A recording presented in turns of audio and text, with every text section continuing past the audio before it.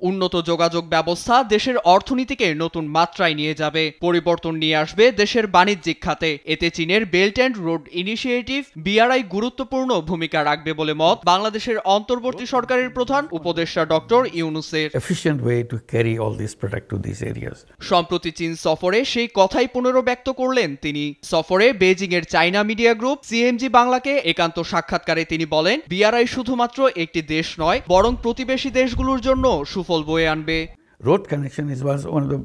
জীবনযাপনের মান উন্নয়নের লক্ষ্যে নেওয়া পদক্ষেপগুলো বাস্তবায়নে আমরা প্রতিশ্রুতিবদ্ধ। এতে যে কোনো পণ্য দ্রুত সরবরাহের জন্য উন্নত যোগাযোগ ব্যবস্থা একান্ত কাম্য।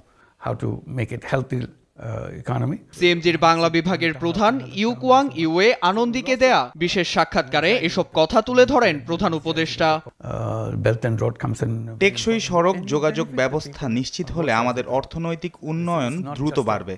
বেল্ট অ্যান্ড রোডের জন্য শুধু একটি দেশ নয়, প্রতিবেশীরাও উপকৃত হবে। দেশীয় বাণিজ্য আন্তর্জাতিকভাবে বিস্তৃতি পাবে। এর মধ্য দিয়ে নতুন কর্মসংস্থানও গড়ে উঠবে।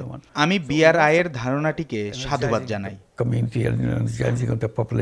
বেজিং এর চায়না সেন্ট্রাল টেলিভিশন CCTV-কে দেওয়া সাক্ষাৎকারে AI খাতের উন্নয়নে চীনের সহায়তার আহ্বান জানান ডক্টর ইউনূস। বলেন, চীনের কৃত্রিম বুদ্ধিমত্তা বা AI খাতে অগ্রগতির অভিজ্ঞতা থেকে শিখতে চায় বাংলাদেশ।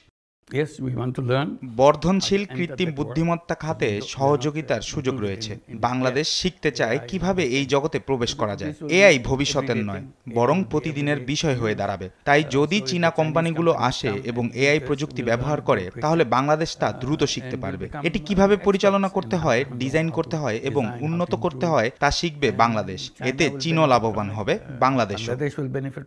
পারস্পরিক সহযোগিতার মাধ্যমে দুই দেশই উপকৃত হবে এবং ভবিষ্যতে আরো সম্ভাবনার পথ প্রশস্ত হবে বলেও মত নোবেল বিজয়ী ইউনূসের। নীরব দাস, নিউজ ডেস্ক, দেশ টিভি।